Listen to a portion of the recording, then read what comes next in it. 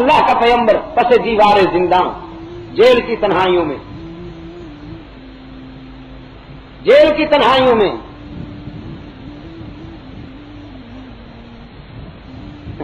راہ حق میں انبیاء کو بھی جیل جانا پڑا، اور اس دور کے نام نہاد عاشق کبھی خواب میں بھی شاید جیل نہ دیکھی ہو، ایور گرین شخصیتیں، سدا بہار۔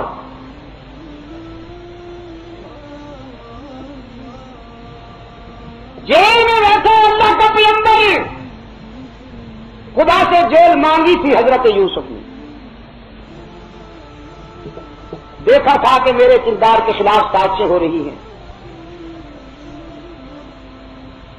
مصر کی بیمار نسوانیت ابن یعقوب کے بیدار کردار کو مجروح کرنے کے لیے سازشیں کر رہی تھی۔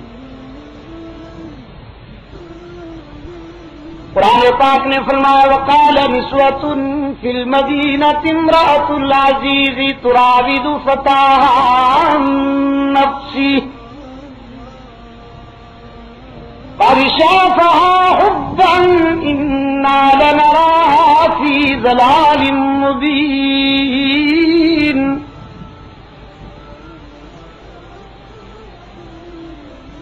مصر کی بیمار نسوانیت کی طرف سے تانا ملا عزیز مصر کی بیگم کو، زخرید غلام کو آئیڈیل بنا کر شہزادیوں کے ذوق کو بدنام کر دیا۔ بدذوق نے کسی اپنے جیسے شہزادے سے لو لگاتی، کوئی بات تو تھی، جو بازار میں بکتا تھا اس کے ساتھ دل لگا بیٹھی ہے۔ توبہ توبہ۔ قرآن پاک نے فرمایا فلما سمعت بمکرہن ارسلت الیہن، عزیز مصر کی گھر والی نے ان کا تانا سنا تو فیصلہ کر لیا انہیں بلاؤں اور اپنا محبوب دکھاؤں، یہ آنکھوں سے دیکھے تو صحیح کہ میں نے جسے چاہا وہ کون ہے۔ دعوت نامے بھیجے، دسترخوان بچھائے اور دسترخوان کو سجایا ضروریات و لوازمات سے، پتہ نہیں کیما بھری کچوریاں، دودھ کا برف کھانا، کریری کی دال اور نہ معلوم کیا کیا۔ قرآن پاک نے اطلاع دی وَآتَتْ كُلَّ وَاحِدَةٍ مِّنْهُنَّ سِكِّينًا، سب کے ہاتھوں میں فروٹ کاٹنے کے لیے چھریاں بھی دیں، اور پھر دعوت دی حضرت یوسف ابن یعقوب علیہ السلام کو اخرج علیہم، محبوباً ذرا باہر آئیے نا، یہ دیکھے تو صحیح میرا محبوب کیسا ہے۔ قرآن پاک نے فرمایا فلما رأینہ اکبرنا، حضرت یوسف جو ہی خلوت سے جلوت میں آئے، میدے کی نظر سے دیکھنے والیاں بدحواس ہو گئیں۔ کس نظر سے؟ میدے کی نظر سے۔ نظریں بھی دو قسم کی ہیں نا، اس کو بھی ذرا دل کی گہرائی میں اترنے دیجیے۔ نظریں دو قسم کی ہیں، ایک ضمیر کی اور بصیرت کی نظر، اور ایک معدے کی نظر۔ معدے کی نظر سے جس نے بھی حسن پیغمبر دیکھا وہ چھو کر کھا گیا، اور ضمیر و بصیرت کی نظر سے جس نے بھی پیغمبر کو دیکھا وہ باکمال ہوا۔ اور جن کا ذکر اب ہو رہا ہے یہ معدے کی جنس نہیں تھی، معدے کی جنس ہی تو تھی جبھی تو دسترخوان پہ بیٹھی ہے۔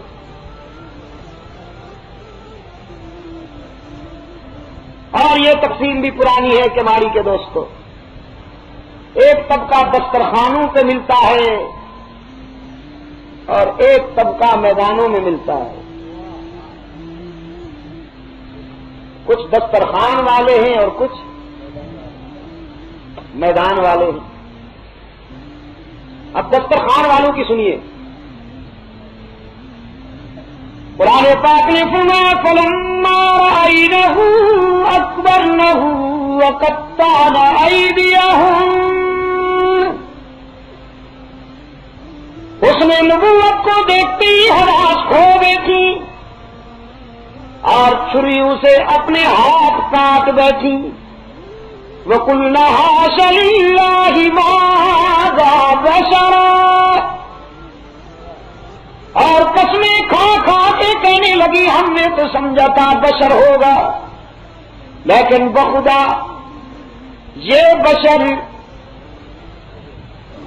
نہیں. ان ھذا الا ملک کریم. یہ تو کوئی بہت بڑا نوری ہے، بہت بڑا نوری ہے. میدے کی نظر سے پیغمبر کو دیکھا، ٹھوکر کھا گئی کہ نہیں؟ اور ٹھوکر کیا کھائی؟ نبی کی بشریت کا انکار کر بیٹھی. انہوں نے بھی پیغمبر کو میدے کی نظر سے دیکھا تو نبی کی بشریت کا انکار کر بیٹھی. یہودیوں نے پیغمبر کو بدنیتی کی نظر سے دیکھا، حضرت عزیر کی بشریت کا انکار کر گئے. نصرانیوں نے حضرت عیسیٰ کو بدنیتی کی نظر سے دیکھا، حضرت عیسیٰ کی بشریت کا انکار کر گئے. پہلے کہا نبی خدا کے بیٹے ہیں، پھر کہا ہم بھی خدا کے بیٹے ہیں. وقالت اليهود عزير ابن الله وقالت النصارى المسيح ابن الله. پہلے کہا کہ عزیر خدا کا بیٹا ہے، حضرت عیسیٰ خدا کا بیٹا ہے، الیاذ باللہ. پھر کہا وقالت اليهود والنصارى نحن ابناء الله. ہم بھی خدا کے بیٹے ہیں. یہ بیماری بہت پرانی ہے. پہلے نبی کو نور کہا، پھر خود نورانی بن گئے. بہت پرانی بیماری ہے. یہودیوں نے حضرت عزیر کی بشریت کا انکار کیا، عیسائیوں نے حضرت عیسیٰ کی بشریت کا انکار کیا، اور مصر کی عورتوں نے حضرت یوسف کی بشریت کا انکار کیا. کیوں؟ اس لیے کہ انہوں نے اپنی ذات پر نظر ڈالی. جب اپنی ذات پر نظر ڈالی اور اپنے کردار کے آئینے میں بشریت کو پرکھنا چاہا تو اپنے کردار کے آئینے میں ان کو اپنے جھوٹ، اپنا مکر، اپنا فریب، اپنا حرام خوری، ہرجائی پن اور اپنی بدبودار زندگی نظر آئی. تو کہنے لگے بشر تو ہم جیسے ہوتے ہیں، نبی بشر نہیں ہوتا. اب ان سے کون کہے کہ آپ کو کس احمق نے بشر کہا؟ آپ تو بشر کے ڈھانچے میں پلے ہوئے جانور ہیں، غلاف بشر میں خلاف بشر.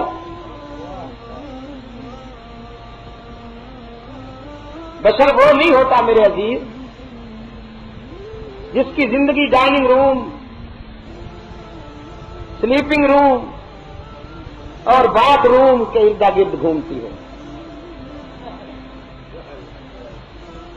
ڈائننگ روم سے اسٹارٹ وایا سلیپنگ روم اور باتھ روم پہ فنش. بشریت کا یہ معیار نہیں. بشر اس کو نہیں کہتے عزیز جو پہلے برات کے ماحول میں رہنے والا ہو، مکر، جھوٹ اور فریب کی دنیا میں رہنے والا ہو. بشر کبھی بدر میں ملتا ہے، کبھی احد میں نظر آتا ہے، کبھی یرموک میں دکھائی دیتا ہے، کبھی بشر کے کردار کی گھن گرج قادسیہ میں سنائی دیتی ہے، کبھی وہ کسرا کو اور کبھی کوثر کے غرور کو جوتے کی نوک پہ رکھتا ہے.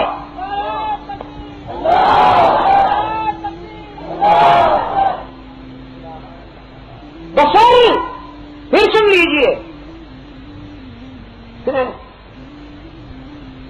جو گھاٹی پاڑے میں جیے اور مرے، اسے کیا پتا بشر کس کو کہتے ہیں؟ جو 18,000 میں بکے منڈی کی جنس، اسے کیا پتا بشر کس کو کہتے ہیں؟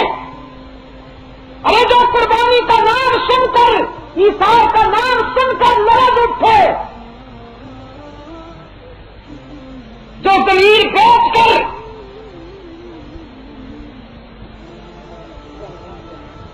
شوربہ حاصل کرے، اسے کیا پتا بشر کس کو کہتے ہیں؟ میں کہا کرتا ہوں، کسی کی عظمت کو پہچاننے کے لیے بھی عظمت ضروری ہے۔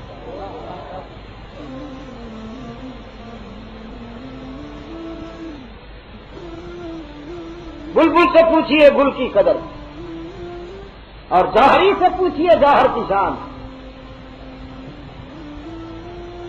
بشر بدر میں نظر آتا ہے، کبھی احد میں، بشر احزاب میں نظر آتا ہے، کبھی خندق میں، بشر خیبر میں نظر آتا ہے، کبھی یرموک میں، بشر قادسیہ میں نظر آتا ہے، کبھی عراق اور ایران میں نظر آتا ہے، اور کبھی براق پہ بیٹھا ہوا عرش بری پہ نظر آتا ہے۔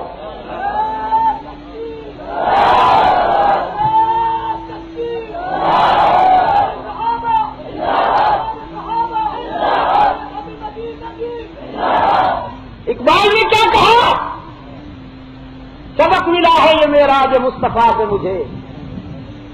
عزیز نوجوانوں، کنفیوژن تو ہوتی ہے آپ کے ذہن میں بھی، علم دین چونکہ آپ نے نہیں پڑھا، آج آپ میری بات سن رہے ہیں، کل پھر کوئی اور اوورسائز آ جائے گا، وہ دوسری رخ پر لے جانے کی کوشش کرے گا، اور آپ کنفیوژن محسوس کریں گے کہ اب ہم کدھر جائیں۔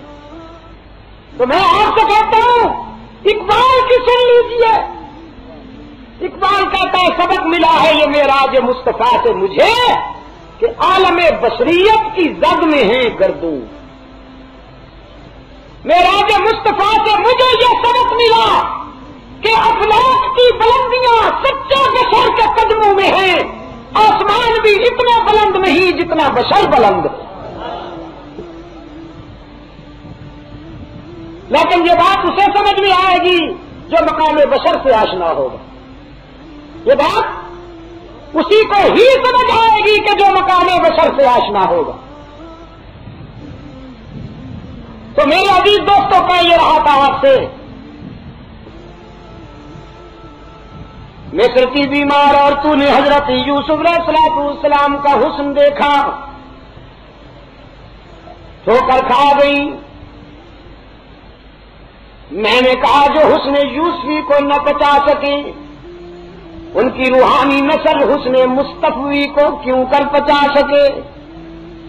یوسف بہت حسین تھا، لیکن رحمت للعالمین کا تو مقابلہ نہیں کہ یوسف حسین ہے اور حضور احسن ہے، یوسف جمیل ہے، حضور اجمل ہے، یوسف شریف ہے، حضور حسن یوسف دم عیسیٰ ید بیضاداری، حسن یوسف دم عیسیٰ ید بیضاداری، آچ خوبا ہمارا رنگ تو تنہا داری۔ اور اب دارالعلوم دیوبند کے بانی حضرت نانوتوی کی زبان میں بھی سنیے، فرماتے سب سے پہلے مشیت کے انوار سے نقش روئے محمد بنایا گیا، سب سے پہلے مشیت کے انوار سے، احتیاط دیکھیے نا، الوہیت نا مشیت، سب سے پہلے مشیت کے انوار سے نقش روئے محمد بنایا گیا، پھر اسی نقش سے مانگ کر روشنی بزم کون و مکان کو سجایا گیا، روشنی اس کے زلفوں سے مستی لے کر راتوں کو دے دی، تو سیاہ ہو گئی. اس کے دندان اقدس سے تابانی لے کر ستاروں کو دے دی تو چمکنے لگے. اس کی جبین کی طلعت سے سویرا لے کر صبح کو دے دیا تو رنگ آشنا ہو گئی. اس کے تبسم کا کچھ حصہ لے کر جنت کو دے دیا تو مچل اٹھی. اس کے غضب کا کچھ حصہ جہنم میں ڈال دیا تو بھڑک اٹھی. اس کے قیام سے بلندیاں لے کر آسمان کو دے دی تو بلند ہو گئے. اس کی گفتگو سے کچھ زاویے انادل کو دے دیے تو چہکنے لگے. اس کے پسینے کا تاثر گلشن میں ڈالا تو مہکنے لگے.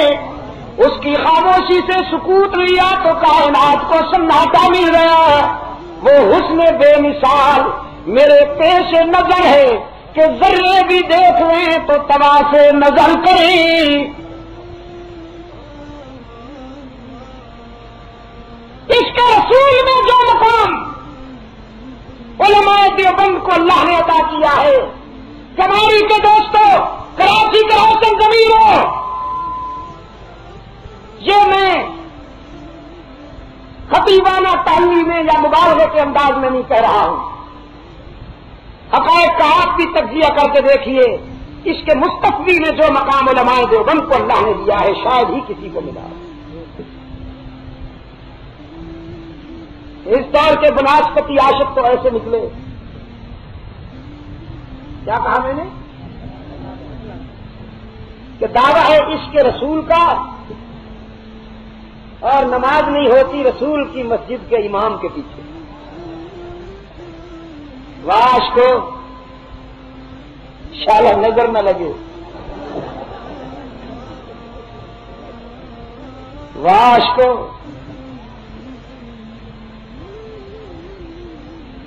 مجنو ایک دن کتے کے پاؤں چوم رہا تھا. کسی نے کہا پاگل ہو گیا بدبخت، پاگل، حد ہو گئی اس کے پاگل پنے کی، مت ماری گئی کتے کے پاؤں چومتے ہو. مجنو نے کہا نہیں مت نہیں ماری گئی، تم اس جذبے کو نہیں سمجھ سکتے. میرا کوئی دماغ چل گیا تھا کہ کتے کے پاؤں چوموں. میں ہر کتے کے پاؤں تو نہیں چومتا، یہ جس کے چوم رہا ہوں یہ کبھی کبھی میری لیلا کی گلی میں گزر جاتا ہے. چاہنے والوں کے لیے تو محبوب کی گلیوں کا کتا بھی پرکشش ہوا کرتے ہیں. ان ڈبل ڈاکٹروں سے پوچھیے کہ اگر تم اس کے رسول میں سچے ہو تو رسول کے مسئلے پر کھڑے ہونے والے امام کے پیچھے تمہاری نمازیں کیوں نہیں ہوتی؟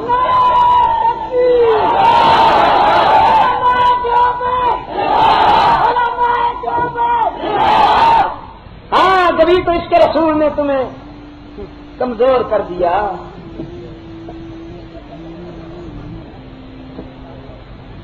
سنا کہ اسلام آباد جانے کے لیے وہاں ہوائی جہاز کی بھی 2 سیٹیں انگیج کروانی پڑتی ہیں.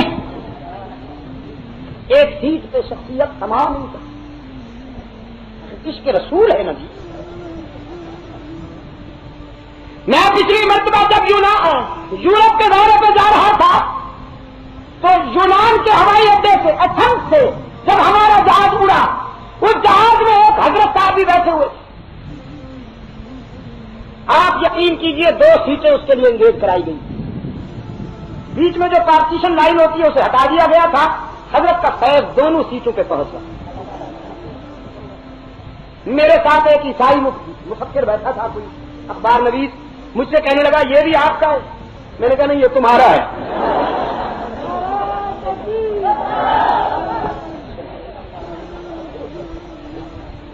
میں نے کہا اسلام کو ان ڈبل ڈیکروں کی ضرورت نہیں.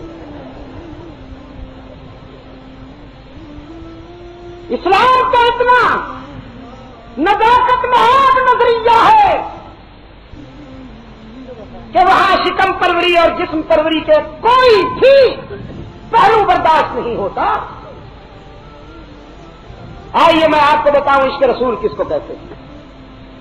حضرت نانوتوی رحمۃ اللہ تعالی علیہ فرماتے امیدیں لاکھ ہیں لیکن بڑی امید ہے یہ. امیدیں لاکھ ہیں لیکن بڑی امید ہے یہ کہ ہو سگانے مدینہ میں میرا نام شمار، جیوں تو ساتھ سگانے حرم کے تیرے پھروں، اور مروں تو کھائیں مدینہ کے مجھ کو مرغ اور مار۔ خدا بندہ زندگی آرزو سے عبارت تو ہے ہی، لیکن میری سب سے بڑی آرزو یہ ہے کہ مدینہ کے کتوں میں میرا نام شمار ہو جائے۔ جب تک جیوں سگانے حرم کے ساتھ پھروں، اور جب موت آئے تو وہیں مر جاؤں، تاکہ میرے جسم کو وہیں کے مرغ مار کھا جائیں۔